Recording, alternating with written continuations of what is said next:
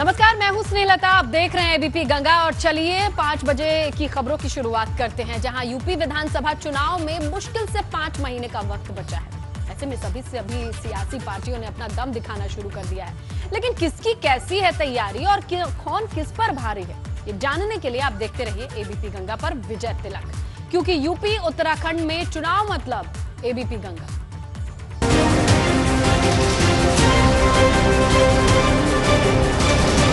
विजय तिलक।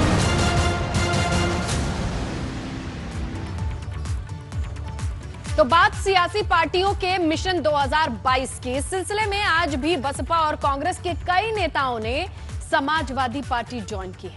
लखनऊ में पार्टी दफ्तर पर सपा अध्यक्ष अखिलेश यादव, संरक्षक मुलायम सिंह यादव की मौजूदगी में सभी को सदस्यता दिलाई गई। मुलायम सिंह यादव की मौजूदगी में अखिलेश के तेवर तल्ख दिखे। उन्होंने भाजपा पर तीखा हमला बोला, तो नेताजी मुलायम सिंह यादव ने भी अपनी बात रखी।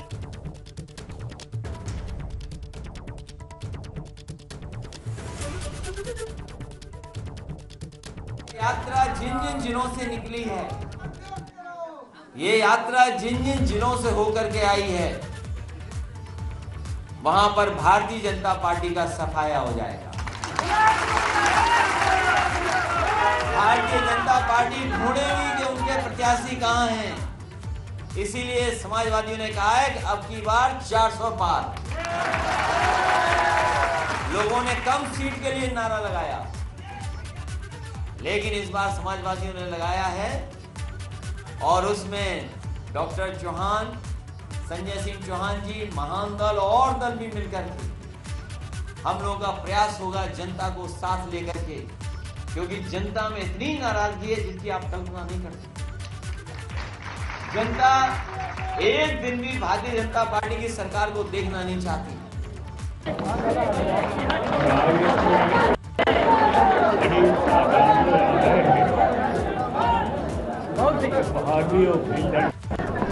जगह नहीं है, ऐसे ही फर्क नहीं पड़ती। ये बहुत ही सफलता है समाजवादी पार्टी। हमारे संगठनों की जागरूकता, हमारे बीच में नेता है और सफलता है, जागरूक है, इसलिए आप वो का प्रयास कर रहे हैं समाजवादी पार्टी के लिए। उसी का परिणाम है इतनी बड़ी तादाद में पहली बार इतने लोग हैं। पहली बार लगातार आ रहे हैं, लेकिन भीड़ जहाँ तक है वो आज की तरी पहली नहीं है। आप बाहर देखिए जाते कि हाल बाहर है, यही हाल भीतर है। मैं आपका स्वागत करता हूँ, आपको बधाई देता हूँ। बहुत बहुत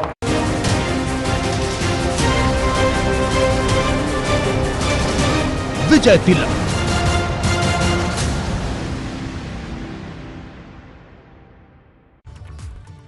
और लखनऊ में योगी कैबिनेट की अहम बैठक रही, जिसमें 12 प्रस्तावों को मंजूरी मिली है। 16 जिलों में मेडिकल कॉलेज को लेकर और गंगा एक्सप्रेस वे को लेकर खास तरीके से योजनाओं पर ख्याल रखा गया है इनका।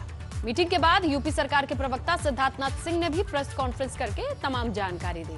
कहा कि गंगा एक्सप्रेस वे के लिए कुल 36,230 करोड़ का बजट है, जिसमें 19,000 करोड़ से ज्यादा का सिविल, तो वहीं 9,000 करोड़ रुपए की जमीन अधिग्रहण ये खर्चा है, जिसका ब्यौरा उन्होंने दिया।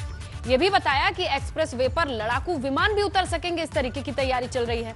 इतना ही नहीं, ललितपुर में एयरपोर्ट के लिए 86 करोड़ का बजट रखा गया है, क्योंकि वहां पर डिफेंस कॉरिडोर भी बन रहा है। तो ये तमाम डिटेल सिद्धार्थनाथ सिंह ने सामने रखी हैं, जो आज की कैबिनेट मीटिंग में प्रस्तावों पर मुहर लगने के बाद सामने आई है। इस परियोजना के ऊपर कहीं हम सिविल और दूसरा आपका कंस्ट्रक्शन कॉस्ट देखेंगे, इन सब चीजों को मिलाकर ये जो है वो 36,230 करोड़ की है। इसके अंदर जो सिविल निर्माण है उस पे 19,754 करोड़ का है। अन्य जो है भूमि का जो क्रय है, जो सबसे एक और बड़ा है, उसके लिए 9,255 करोड़ का प्रावधान करा गया है। इस पे जो स्पीड है उसको भी निर्धारित है 120 किलोमीटर। और इस पे एयर स्ट्रिप भी रहेगी। और आज मुख्यमंत्री जी ने कहा है कि इसके ऊपर ईयर मार्क कर दिया जाए कि औद्योगिक क्लस्टर्स कहां-कहां बनेंगे। एक बड़ा एयरपोर्ट तैयार किया जा रहा है। उसके पहले चरण में हम ATR जो छोटा उसको लैंड करवाना शुरू करवाएंगे जल्द से। ATR होता है 72 और Q400 जो छोटे एयरक्राफ्ट होते हैं उसके लिए किया जा रहा है। जमीन क्रय करने के लिए जिसकी लागत है 7786 करोड़, 91.773 हेक्टर, और उसकी लागत है, क्या मैं टोटल लागत बोलूं क्योंकि उसके अंदर कुछ चीजें हैं जिसको खरीदनी भी पड़ेगी, लोगों की कुछ जगह बनी हुई है, तो टोटल बन के बनता है 86.65 करोड़। आगे बढ़ते हैं। मदरसों में दी जाने वाली शिक्षा को लेकर हाईकोर्ट ने राज्य सरकार से जवाब मांगा है। हाईकोर्ट ने सवाल किया है कि क्या पंथ निरपेक्ष राज्य मदरसों की फंडिंग कर सकते हैं। साथ ही ये भी पूछा है कि क्या मदरसों में धार्मिक शिक्षा दी जा सकती है। हाईकोर्ट ने अनुच्छेद 28 को लेकर राज्य से कई अहम सवाल किए हैं। ये सारे सवाल अंजुमन इस्लामिया फैजुल उलूम प्रबंध समिति की ओर से दायर की गई याचिका को लेकर किया गया है, जो मदरसा बोर्ड से मान्यता प्राप्त है। इसे राज्य सरकार की ओर से आर्थिक मदद मिलती है। हाईकोर्ट ने सभी सवालों के जवाब देने के लिए राज्य सरकार को 4 हफ्ते का वक्त दिया है। जानना चाहती है कि जब एक ही धर्म की और धार्मिक पढ़ाई कराई जा रही है तो वहाँ पर जो सरकार एड दे रही है तो वहाँ पर या तो फिर सभी धर्मों की पढ़ाई पढ़ाया जाए, वहाँ पर सभी को एक तरह से जो सेकुलर स्टेट है तो सेकुलर पढ़ाई हो, सभी धर्म के लोग वहाँ पर जो उसमें एडमिशन लेना चाहें वो एडमिशन ले सकते हैं, या सभी धर्मों की वहाँ जानकारी बच्चों को मिलना चाहिए। यही कोर्ट की मंशा है और कोर्ट ने इसीलिए विस्तृत इसकी जानकारी सरकार से मांगी है। कोर्ट के फैसले का हम सम्मान करते हैं, मगर अक्सर लोग कोर्ट को गुमराह करते हैं, कोर्ट में गलत याचिका दाखिल करते हैं। मदारिस अरबिया का मुल्क की आज़ादी में अहम योगदान रहा है। हमारे मदारिस अरबिया ने इस मुल्क की आज़ादी में बहुत अहम रोल प्ले किया है। इन्हीं मदरसों ने हमको IAS, IPS, doctors, ministers, governor तक दिए। उन मदरसों को उंगली उठाना मेरे ख्याल से गलत है। संविधान की अपनी जो धाराएं हैं जिसके तहत माननीय उच्च न्यायालय ने पूछा उसका जवाब वहां पर जाएगा। लेकिन हम जब सरकार में आए तो मैंने पीछे भी देखा है तो 562 मदरसे अनुदानित हैं जो पीछे से चले आ रहे हैं, और बहुत सारे ऐसे मदरसे थे जो अस्तित्व में नहीं थे। जब हम लोग आए आदरणीय योगी जी के नेतृत्व की सरकार 2017 में बनी तो लगभग 5 से 7 हजार मदरसे ऐसे थे जिनको चिन्हित किया गया, जिनका अस्तित्व नहीं था, पेपरों पर चल रहे थे, तो उनको पूरी तरीके से समाप्त करने का काम योगी सरकार ने किया है। अगली खबर प्रयागराज से है। इलाहाबाद हाई कोर्ट ने एक याचिका पर सुनवाई के दौरान गाय को राष्ट्रीय पशु घोषित किए जाने का सुझाव दिया है। कोर्ट ने हिंदी में 12 पन्नों में फैसला दिया है। अदालत ने अपने फैसले में कहा है कि गाय को सिर्फ धार्मिक नजरिए से नहीं देखना चाहिए। गाय भारत की संस्कृति का बेहद अहम हिस्सा है। इसकी रक्षा करना हर देशवासी की जिम्मेदारी है। अदालत ने कहा कि गौ हत्या रोककर हम अपनी संस्कृति का संरक्षण कर सकते हैं। अदालत ने टिप्पणी की है, जिस देश की संस्कृति का संरक्षण नहीं होता वो धीरे धीरे तबाह हो जाता है। अदालत ने अफगानिस्तान में तालिबान के आक्रमण कब्जे के हालात का जिक्र करते हुए गायों को बचाए रखने की नसीहत दी है। अदालत ने मुगल बादशाह हुमायूं, बाबर और अकबर द्वारा गायों की बलि दिए जाने पर पाबंदी लगाए जाने के फैसले की तारीफ की है। देखिए, हम शुरू से इस बात को कहते रहे हैं कि गाय के संरक्षण के लिए और गाय के तहफ़्फ़ुज़ के लिए मरकज़ी लेवल पर कानून बनना चाहिए ताकि गाय की हिफाजत भी हो सके। और जिस तरीके से हमारे हिंदू भाई के नज़दीक गाय का एक महत्व है और उसको एक आस्था का प्रतीक भी माना जाता है, इसलिए हम बार बार इस गुजारिश को करते रहे हैं। तो इलाहाबाद हाई कोर्ट ने जो टिप्पणी की है वो बिल्कुल मुनासिब बात है और मुझे लगता है कि केंद्र सरकार को भी उस पर गौर करना चाहिए ताकि हमारे जो करोड़ों हिंदू भाई हैं उनकी आस्था का सम्मान भी हो सके और गाय का तहफ़्फ़ुज़ भी किया जा सके। हम माननीय हाईकोर्ट प्रयागराज के इस फैसले का हृदय से स्वागत करते हैं, गौ सेवा आयोग की तरफ से भी और उत्तर प्रदेश की श्री योगी आदित्यनाथ जी की सरकार की तरफ से भी। यह एक दूरगामी परिणाम लाएगा। यह फैसला उत्तर प्रदेश गौ सेवा आयोग एक प्रस्ताव बनाकर और उत्तर प्रदेश के मुख्यमंत्री श्री योगी आदित्यनाथ जी साहब के पटल पर रखेगा और उनसे निवेदन करेगा कि इस प्रस्ताव को केंद्र सरकार में भेजकर और अक्षरशः माननीय उच्च न्यायालय प्रयागराज के आदेश का अनुपालन हो। गौहत्या के संबंध में इलाहाबाद उच्च न्यायालय का निर्णय स्वागत योग्य है।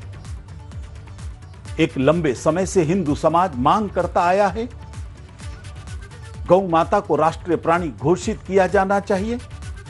माननीय उच्च न्यायालय ने हिंदू समाज की इस मांग को न केवल स्वीकृति प्रदान की है, अपितु इसको बल प्रदान करते हुए केंद्र सरकार से अपेक्षा की है कि वो गौ माता को राष्ट्रीय प्राणी घोषित किया जाने की दिशा में आवश्यक कदम उठाए। तो वहीं अब गाय को लेकर हाईकोर्ट की टिप्पणी पर सियासी प्रतिक्रियाएं भी सामने आ रही हैं। सियासी दलों की क्या-क्या राय है, ये भी जान लीजिए। हम समाजवादी तो गाय अपनी माता को पालते हैं, उनका पालन पोषण करते हैं, लेकिन जब से भारतीय जनता पार्टी की सरकार इस उत्तर प्रदेश में आई है, गाय माताओं के लिए रहने के लिए जगह नहीं है। वो रोड पे घूमती रहती हैं, चाहे वो बारिश हो, गर्मी हो, ठंड हो, बेचारी रोड पे रहती हैं। इन्होंने नाम के गौशाला बनाए हुए हैं, लेकिन वहां पे खाने तक का खाना प्रोवाइड नहीं कर पाते। बेचारी भूख से उनकी मौतें होती हैं और कई बार तो गाय माता रोड पे ट्रक से टकरा के उनकी मौत हो जाती है। और ये भारतीय जनता पार्टी की सरकार गाय माता पे राजनीति तो करती है, लेकिन गाय माता को भोजन नहीं दे सकती, उनके रहने की व्यवस्था नहीं कर सकती। इससे ज्यादा शर्म की बात तो किसी भी सरकार के लिए हो ही नहीं सकती।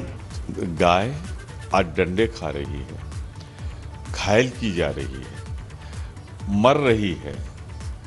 इतनी दर्दनाक और वेदनामयी तस्वीर दिखाई पड़ती है जब पता लगता है गौशाला में सैकड़ों की तादाद में गाय मरी, बेहोश पड़ी हैं, हिल-डुल नहीं पा रही हैं। और सिर्फ एक कारण, भाजपा राज में जो चारा गौशाला के लिए आता है, जो पैसा आता है, वो गाय की जेब में न जाके, उसके पेट में न जाकर, भाजपा वाले सरकार में जिनको चलाने की जिम्मेदारी मिली उनकी जेब में जा रहा है। माननीय उच्च न्यायालय का सुझाव गौ माता को लेकर जो आया है, हम उसका स्वागत करते हैं और माननीय मुख्यमंत्री आदरणीय योगी आदित्यनाथ जी और देश के यशस्वी प्रधानमंत्री हम सब संकल्पित हैं। हम गौ माता के संरक्षण को लेकर, गौ माता के तमाम रखरखाव को लेकर लगातार भारतीय जनता पार्टी की सरकार उत्तर प्रदेश में, देश में, हम चूंकि ये हमारी सांस्कृतिक धरोहर और धार्मिक आस्था भी है, तो इसलिए इसको एक बड़ा विस्तार मिलेगा।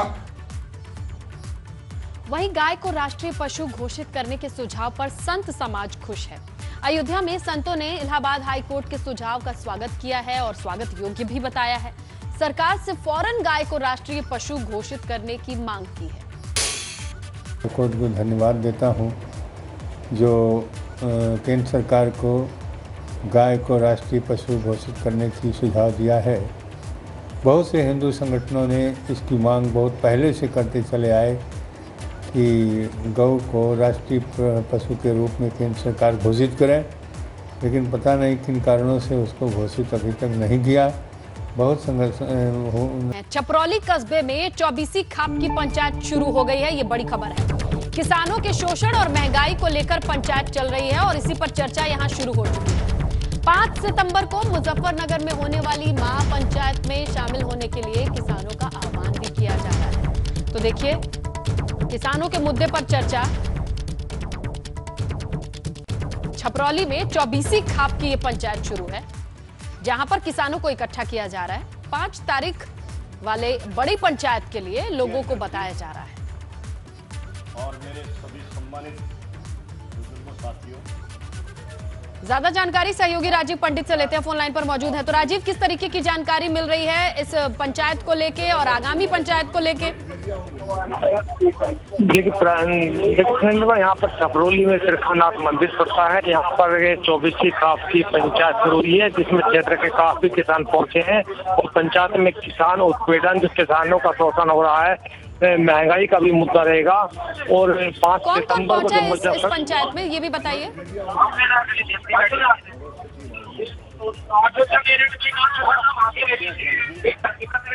आवाज नहीं मिल रही है, हमारे सहयोगी राजीव पंडित बता रहे हैं। और ये 24वीं खाप की पंचायत चल रही है। फिरोजाबाद से खबर है, डेंगू बुखार से हाहाकार मचा हुआ है। प्रशासनिक आंकड़ों के मुताबिक 44 मौतें इस बुखार से हो चुकी हैं। हालांकि खबर है कि 60 से ज्यादा लोगों की जान जा चुकी है। बताया ये जा रहा है कि बुखार डेंगू का ही रूप है, जिसका नाम हेमोरेजिक है। इसकी वजह से जल्दी से प्लेटलेट्स गिरते हैं और अब जिले में इस बीमारी को लेकर जागरूक किया जा रहा है। जो मुझे WHO की टीम ने बताया है, उनका कहना यह है कि ये डेंगू हेमोरेजिक डेंगू है और बहुत खतरनाक टाइप का डेंगू है। और इसमें बच्चों की प्लेटलेट्स एकदम से अचानक से गिरती हैं, उनको ब्लीडिंग होती है, गम्स में ब्लीडिंग, इवन गम्स में भी ब्लीडिंग हो रही है। तो डिफरेंट टाइप का डेंगू है, लेकिन इसको रोकने के लिए यही है कि जन जन को जागरूक हम लोगों को करना है। उसी के लिए हम लोग आज पूरी टीम के साथ यहाँ पे हैं। कुछ मोहल्लों में मैंने सुबह, कुछ मोहल्लों में अभी हम लोगों ने इस चीज़ को शुरू किया है कि लोग खुद आगे बढ़ के अपने घर की गंदगी दूर करें, अपने घर में जो पानी जमा है, जहाँ से मच्छर है, उसको दूर करें। उधर मथुरा के कोह गांव में लोग दहशत में हैं। यहां 4 से लेकर 15 साल के 11 बच्चों समेत 14 लोगों की मौत हो चुकी है।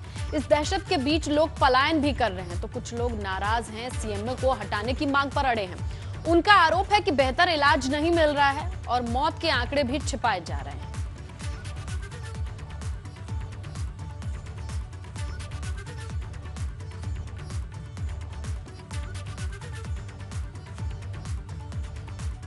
मथुरा में मौत का सिलसिला जारी है। इस पर गांव के लोगों की नाराजगी 2 तरीके से सामने आ रही है। पहली चीज कि मौत का आंकड़ा छुपाया जा रहा है, दूसरा वो कह रहे हैं कि सीएमओ को बदल दीजिए क्योंकि व्यवस्थाएं ठीक नहीं है, ये भी लोगों की जान पर भारी पड़ रहा है।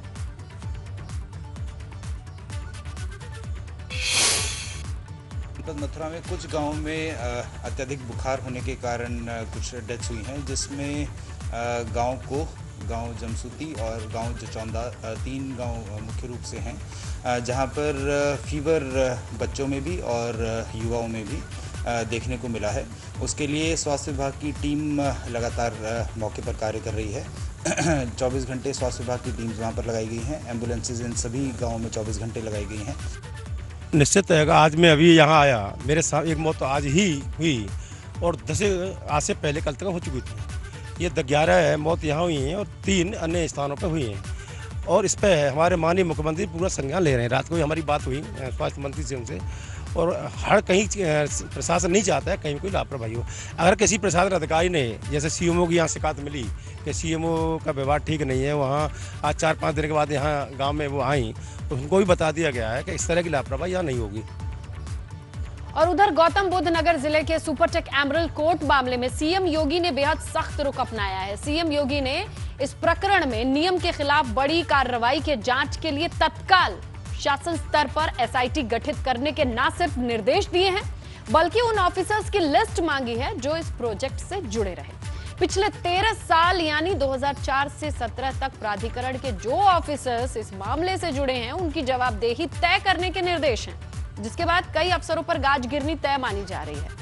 बता दें, नोएडा प्राधिकरण के प्लानिंग विभाग में तत्काल मैनेजर रहे मुकेश गोयल को सस्पेंड भी किया जा चुका है।